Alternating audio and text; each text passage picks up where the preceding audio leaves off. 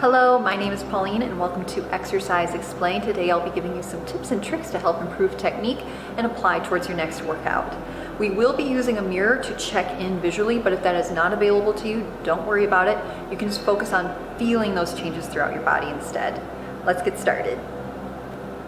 Let's talk about standing posture for lifting weights.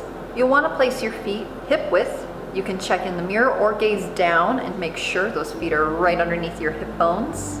Check in with your core here. If you find that your belly is dropped and your tailbone is sticking to the wall behind you and have hypermobility, you'll want to feel like you're kind of tucking and scooping that tailbone underneath and pressing that belly button towards your spine.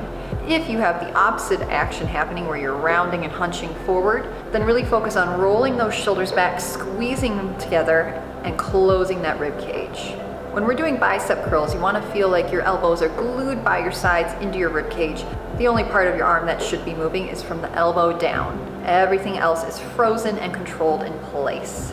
Now with an overhead press, I definitely suggest checking in the mirror to make sure those weights are going straight up and straight down and not going in any weird angles, as that might put stress on your shoulder joints. Same goes for a nice wide stance in that overhead press.